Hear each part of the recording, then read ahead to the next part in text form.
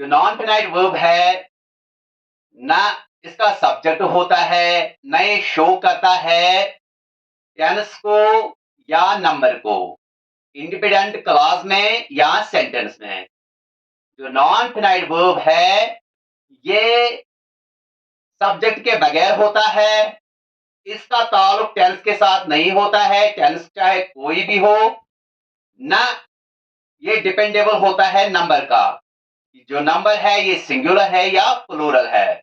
जैसे finite verb में उनका दूसरा नाम होता है टेंसर वर्ब्स, यानी वो डिपेंडेबल होते हैं सब्जेक्ट के, और वो डिपेंडेबल होते हैं नंबर के, पर्सन के, कि फर्स्ट पर्सन प्रोनाउंस के साथ कौन सा फाइनाइट वर्ब लगता है और फाइनाइट वर्ब की कौन सी फॉर्म लगती है, और जो सेकंड पर्सन है, थर्ड पर्सन है, थर्ड पर्सन सिंगुलर प्रोनाउन है, थर्ड पर्सन सिंगुलर नाउन है, उनके साथ जो हम वर्ब प्रेजेंट फॉर्म यूज करते हैं, हमें जरूरी उसके साथ ऐड करना होता है S E S I S. या अगर हम टेंस के हिसाब से लेंगे, जो प्रेजेंट सिंपल है, जो फाइनाइट वर्ब है, एक फॉर्म होती है, लेकिन जब हम पास्ट सिंपल ले जाएंगे तो पास्ट सिंपल में इसकी दूसरी फॉर्म होती है। मैं अगर एग्जांपल लूंगा, ईट, ईट बेस फॉर्म है वर्ब या फर्स्ट फॉर्म ऑफ वर्ब है, जो इसकी प्रेजेंट फॉर्म है ईट या ईट्स।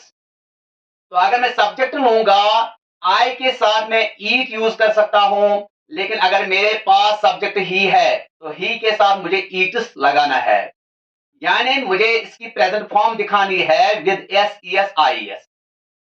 यही ईट अगर मैं टेंस के हिसाब से यूज करूंगा प्रेजेंट टेंस में, तो मैं ईट यूज करूंगा, आई ईट फूड। लेकिन अगर मैं पास्ट टेंस में इसका यूज करूंगा तो मुझे इसकी फॉर्म चेंज करनी है, आई ईट फूड, आई एट फूड यस्टरडे। तो ईट से ये एट फॉर्म चेंज हो गई, फर्स्ट फॉर्म से सेकंड फॉर्म चेंज हो गई, प्रेजेंट फॉर्म से पास्ट फॉर्म बन गई। तो टेंस के हिसाब से फाइनाइट वर्ब्स में चेंज आती है, सब्जेक्ट के हिसाब से, नंबर के हिसाब से इसमें चेंज आती है। लेकिन जो नॉन फिनाइट वर्ब्स है, इसका सब्जेक्ट नहीं होता है, ये शो नहीं करते हैं टेंस को या नंबर को। जो नॉन फिनाइट वर्ब्स है ये टोटली डिफरेंट होते हैं फाइनाइट वर्ब से। जो फाइनाइट वर्ब्स है उसमें चेंज होती है according to tense, according to number, according to person. लेकिन जो नॉन फिनाइट वर्ब्स है ये हर किसी सब्जेक्ट के साथ सेम होता है, हर किसी टेंस में सेम होता है। जो नॉन फिनाइट वर्ब्स है इसके थ्री टाइप्स होते हैं, जेरेंडस, पार्टिसिपल्स और इन्फिनिटिव्स। जो नॉन फिनाइट वर्ब्स है हम इसको डिवाइड करते हैं थ्री टाइप्स में, जेरेंडस, पार्टिसिपल्स और इन्फिनिटिव्स। जो जेरेंड है ये एक्ट करता है एज सब्जेक्ट जेरेंड भी, एज ऑब्जेक्ट जेरेंड भी, एज सब्जेक्ट कंप्लीमेंट भी, एज ऑब्जेक्ट कंप्लीमेंट भी, और एज ऑब्जेक्ट ऑफ प्रपोजिशन भी। जो पार्टिसिपल्स होते हैं ये कभी पास्ट पार्टिसिपल होता है और कभी प्रेजेंट पार्टिसिपल होता है, यानी एक कभी वर्ब थर्ड फॉर्म होती है और कभी वर्ब इन फॉर्म होती है। और जो इन्फिनिटिव्स है इसके भी थ्री टाइप्स होते हैं। जो इन्फिनिटिव्स है ये फुल इन्फिनिटिव होता है, जिसका दूसरा नाम है टू इन्फिनिटिव। तो इन्फिनिटिव को हम कहते हैं फुल इन्फिनिटिव।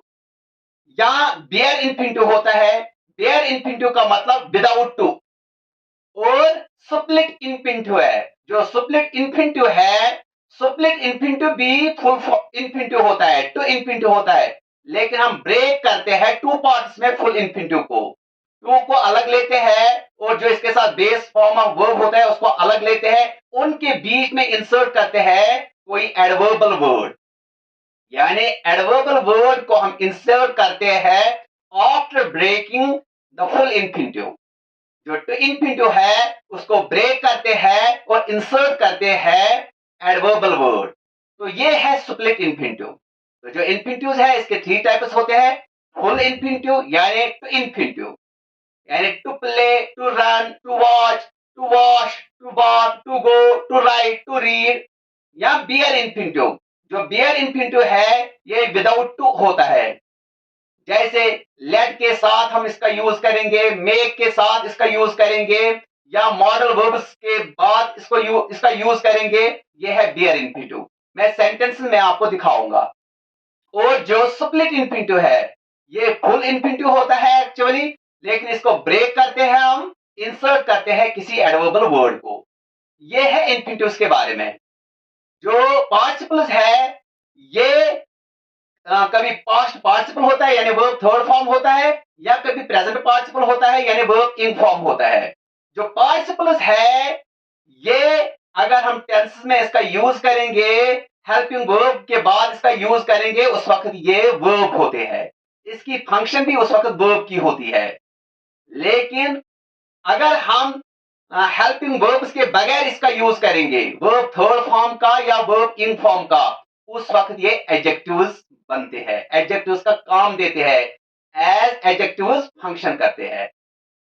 जरंड इसी तरह से जो जरंड है, अगर हम हेल्पिंग वर्ब के बाद इसका यूज करेंगे, जरंड सिर्फ वर्ब इन फॉर्म होता है।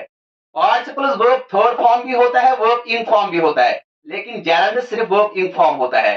जो ये जरंड है, जो वर्ब इन फॉर्म है, ये फंक्शन करते हैं एज नाउन, इसीलिए इसका नाम जरंड बनता है। और इसीलिए ये एक टाइप बनता है नाउन का। नाउन का एक टाइप, कॉमन नाउन का एक टाइप जरंड बनता है, क्योंकि उस वक्त ये नाउन का फंक्शन करता है। यही जरंड अगर हेल्पिंग वर्ब के बगैर होगा, इज एम और वाज वर्ब के बगैर होगा, या हम सिंपली कहेंगे हेल्पिंग वर्ब के बगैर होगा, उस वक्त ये फंक्शन करता है एज नाउन। जो जरंड होता है ये वर्ब इन फॉर्म होता है, लेकिन फंक्शन करता है एज नाउन। जो ये जरंड है ये हम एज सब्जेक्ट भी यूज करते हैं, एज ऑब्जेक्ट भी यूज करते हैं, या सब्जेक्ट कॉम्प्लीमेंट भी ये फंक्शन करता है, एज सब्जेक्ट कॉम्प्लीमेंट भी, एज ऑब्जेक्ट कॉम्प्लीमेंट भी, और एज ऑब्जेक्ट ऑफ प्रपोजिशन भी। मैं आपको यहां दिखाऊंगा एक एक करके। जो नॉन फिनाइट वर्ब्स है मैंने लिखा है यहाँ पे, जरंड है, पार्टिसिपल है, इन्फिनिटिव है। जो जरंड है मैंने लिखा है gerund as subject, gerund as object, gerund as subject complement, gerund as object complement, एक और है gerund as object of preposition. जो पार्टिसिपल्स है, पास्ट पार्टिसिपल है, प्रेजेंट पार्टिसिपल है। जो इन्फिनिटिव है, फुल इन्फिनिटिव है, बियर इन्फिनिटिव है, स्प्लिट इन्फिनिटिव है। यहाँ पे मैंने सेंटेंसेस लिखे हैं। जो सेंटेंस मैंने फर्स्ट सेंटेंस लिखा है, स्मोकिंग कॉजेस कैंसर। जो ये स्मोकिंग है यहाँ पे ये जरंड है। जो स्मोकिंग है यहाँ पे ये जरंड है। आप देखोगे ये वर्ब इन फॉर्म है, स्मोक है वर्ब, और आईएनजी ऐड करके ये बनता है वर्ब इन फॉर्म। तो जो ये स्मोकिंग वर्ब इन फॉर्म है, इससे पहले मैंने कोई हेल्पिंग वर्ब यूज नहीं किया है। अगर मैंने इससे पहले कोई हेल्पिंग वर्ब यूज नहीं किया है तो ये एक्ट करता है एज जरंड। और इसके बाद जो वर्ब है, हमें पता है वर्ब से पहले डिक्लेरेटिव सेंटेंसेस में सब्जेक्ट होता है। ये सब्जेक्ट या तो नाउन होगा, या नाउन फ्रेज होगा, या नाउन क्लॉज होगा, या हम कहेंगे प्रोनाउन होगा। बहुत सारे सब्जेक्ट्स होते हैं। मैं सब्जेक्ट्स के बारे में आपको आने वाले लेक्चर्स में बताऊंगा, ये सब्जेक्ट किस किस तरह का होता है। नाउन सिंपली आप यहां पे याद रखोगे, noun, noun phrase, noun clause, ये सब्जेक्ट बनाते हैं, या प्रोनाउन सब्जेक्ट बनाते हैं। इंडेफिनिट प्रोनाउंस भी सब्जेक्ट बनाते हैं, डिस्ट्रीब्यूटिव प्रोनाउंस भी सब्जेक्ट बनाते हैं, इंफिनिटिव्स भी सब्जेक्ट बनाते हैं। तो यहां पे आपको दिखा है कि ये जरंड है एज सब्जेक्ट। हमें पता है जो वर्ब से पहले होता है सब्जेक्ट, या तो वो नाउन होगा या प्रोनाउन होगा। वर्ब कभी सब्जेक्ट नहीं होता है। तो वर्ब से पहले यहाँ पे स्मोकिंग है, ये एज सब्जेक्ट का काम करता है। जो स्मोकिंग है हम कभी भी ये नहीं कह सकते हैं कि ये प्रोनाउन है। स्मोकिंग यहाँ पे एक्ट करता है एज सब्जेक्ट, लेकिन फंक्शन करता है एज नाउन। तो मैं कहूंगा स्मोकिंग जो जरंड है ये यहाँ पे नाउन का फंक्शन करता है। दूसरा है आई लव जॉगिंग। जॉगिंग यहाँ पे जरंड है। क्यों जरंड है? जरंड से पहले वर्ब, हेल्पिंग वर्ब नहीं होता है। तो यहाँ पे जॉगिंग से पहले कोई हेल्पिंग वर्ब मैंने यूज नहीं किया है, इसीलिए ये gerund है। लेकिन ये वाला gerund एक्ट क्या करता है? ये एक्ट एज करता है ऑब्जेक्ट। तो यहां पे ये सब्जेक्ट एज सब्जेक्ट, ये gerund subject act as subject act करता है, और जो ये जॉगिंग है ये gerund एज ऑब्जेक्ट एक्टिंग करता है। तो subject gerund as subject, gerund as object.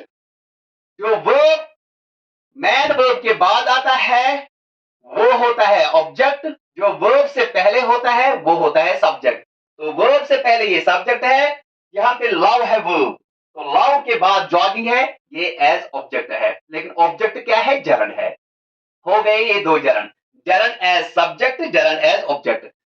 जब वर्ब से पहले होगा तो वो सब्जेक्ट होता है मैन वर्ब से पहले, और मैन वर्ब के बाद होता है वो होता है ऑब्जेक्ट। तो gerund है यहां पे सब्जेक्ट, यहां पे gerund है ऑब्जेक्ट। तीसरा है लर्निंग इज अर्निंग। यहां पे अगर देखेंगे लर्निंग, यहां पे देखेंगे अर्निंग, ये दो gerunds है। ये gerund एज सब्जेक्ट भी है, एज ऑब्जेक्ट भी है। तो यहां पे दो gerunds है, लर्निंग भी सब्जेक्ट है, अर्निंग भी सब्जेक्ट है। Third, fourth one, my hobby is acting. Acting यहां पे gerund है। जो हेल्पिंग वर्ब आपको शायद लगेगा यहां पे इज है, इज हेल्पिंग वर्ब है। लेकिन अगर हम हेल्पिंग वर्ब की बात करेंगे खासकर कंटिन्यूअस टेंसेस की, क्योंकि ये इज, एम और वाज वर्ब कंटिन्यूअस टेंस में आते हैं, ये वहां पे एज हेल्पिंग वर्ब काम करते हैं। अगर हम कहेंगे कि ये हेल्पिंग वर्ब है, जो हेल्पिंग वर्ब्स होते हैं वो मैन वर्ब की हेल्प करते हैं, यानी इज, एम और वाज वर्ब इन फॉर्म की हेल्प करेंगे। लेकिन किन वर्ब इन फॉर्म की?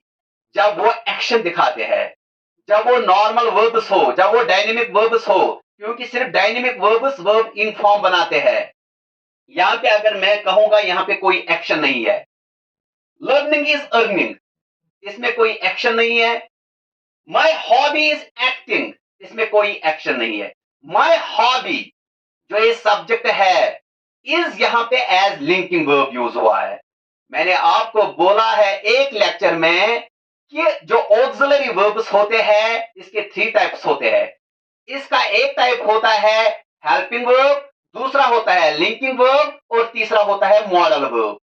जो हेल्पिंग वर्ब इज, एम और वाज वर्ब, यही लिंकिंग वर्ब्स होते हैं इज, एम और वाज वर्ब। ये कब होते हैं लिंकिंग वर्ब्स, कब होते हैं हेल्पिंग वर्ब्स? अगर वर्ब एज एक्शन हो, यानी कि एक्शन वर्ब हो, एक्शन दिखाता हो, उस वक्त ये हेल्पिंग वर्ब्स होते हैं।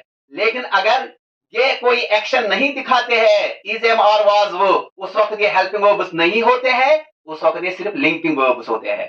तो यहाँ पे जो माय हॉबी इज एक्टिंग है, जो इज यहां पे है ये है लिंकिंग वर्ब। अगर आप गौर से देखोगे, गौर करोगे इस सेंटेंस पे, माय हॉबी इज एक्टिंग, यहां पे माय हॉबी यानी मेरी जो फीलिंग है वो है एक्टिंग की, यानी कि यहां पे सिर्फ एक्सप्रेस करता है फीलिंग, यहां पे कोई एक्शन नहीं है। माय हॉबी इज एक्टिंग, यहां पे सिर्फ फीलिंग है, मेरा शौक है एक्टिंग करने का, यहां पे मैं कोई एक्शन नहीं करता हूं। इसीलिए ये है लिंकिंग वर्ब, और माय हॉबी है सब्जेक्ट, एक्टिंग है gerund। इस वक्त जो ये gerund है ये सब्जेक्ट कॉम्प्लीमेंट है, सब्जेक्ट कॉम्प्लीमेंट। जो ये gerund है एक्टिंग, यहाँ पे सब्जेक्ट कॉम्प्लीमेंट है, सब्जेक्ट यहाँ पे माय हॉबी है, ये सब्जेक्ट को कंप्लीट करता है। जब सब्जेक्ट के बाद लिंकिंग वर्ब होगा, और लिंकिंग वर्ब के बाद जो कोई ऑब्जेक्ट होगा या हम कहेंगे कॉम्प्लीमेंट होगा, उसको हम कहेंगे सब्जेक्ट कॉम्प्लीमेंट। यहाँ पे ये कॉम्प्लीमेंट है, यहाँ पे ये ऑब्जेक्ट नहीं है, इसलिए मैं कहूंगा ये सब्जेक्ट कॉम्प्लीमेंट है। यहाँ आई सॉ हिम डांसिंग, आई है सब्जेक्ट, हिम है ऑब्जेक्ट, आई है सब्जेक्ट, हिम है ऑब्जेक्ट। मैंने आपको बोला है जो मैन वर्ब से पहले होता है वो सब्जेक्ट होता है, मैन वर्ब के बाद होता है ऑब्जेक्ट। ये ऑब्जेक्ट तब होता है अगर ये एक्शन वर्ब होगा। अगर मैं सॉ की बात करूंगा, सा यहां पे एक्शन वर्ब है, मैंने उसको देखा है, मैंने अपनी नजरें उठाई है, मैंने कोई एक्शन किया है, कोई फिजिकल एक्शन किया है, तो मैं कहूंगा जो आई सॉ हिम डांसिंग है यहाँ पे जो हिम है ये एज ऑब्जेक्ट यूज हुआ है, और इस ऑब्जेक्ट के बाद जो डांसिंग है ये जरंड है, क्योंकि इस जरंड से पहले कोई हेल्पिंग वर्ब नहीं है, इसका मतलब ये जरंड है। लेकिन ये जरंड किसके बाद आ गया? ये ऑब्जेक्ट के बाद आ गया, तो मैं इसे कहूंगा कि ये ऑब्जेक्ट कंप्लीमेंट है। तो जरंड का जो रोल है यहाँ पे ये है एज ऑब्जेक्ट कंप्लीमेंट। इस सेंटेंस में जो जरंड का रोल है ये है एज सब्जेक्ट कंप्लीमेंट। तो अभी तक आप लोगों ने देखा है कि जरंड एज सब्जेक्ट यूज हुआ है, जरंड एज ऑब्जेक्ट यूज हुआ है, gerund as subject complement use हुआ है, और यहाँ पे सब ऑब्जेक्ट कंप्लीमेंट यूज हुआ है, क्योंकि ये फॉलो करता है ऑब्जेक्ट को। जो जरंड ऑब्जेक्ट को फॉलो करेगा उसे हम कहेंगे ऑब्जेक्ट कंप्लीमेंट। जो जरंड लिंकिंग वर्ब के बाद आएगा और लिंकिंग वर्ब से पहले डायरेक्टली सब्जेक्ट है उसे हम कहेंगे सब्जेक्ट कंप्लीमेंट। हो गए ये चार। इसके बाद है he is found of singing. जो ये सिंगिंग है ये भी जरंड है, क्योंकि इस जरंड से पहले कोई लिंकिंग वर्ब नहीं है, सॉरी इस जरंड से पहले कोई हेल्पिंग वर्ब नहीं है, तो इसका मतलब ये जरंड है। तो जरंड से पहले अगर मैं देखूंगा यहाँ पे है प्रपोजिशन। जिस जरंड से पहले प्रपोजिशन होता है और वो वर्ब के बाद आता है, जो यहाँ पे वर्ब है ये वर्ब के बाद आया है, तो वर्ब के बाद आया है जरंड, इसको हम कहेंगे ऑब्जेक्ट ऑफ प्रपोजिशन, क्योंकि इसने प्रपोजिशन को फॉलो किया है। जो जरंड प्रपोजिशन के बाद आता है उसे हम कहेंगे ऑब्जेक्ट ऑफ प्रपोजिशन। तो 5 जरंड्स में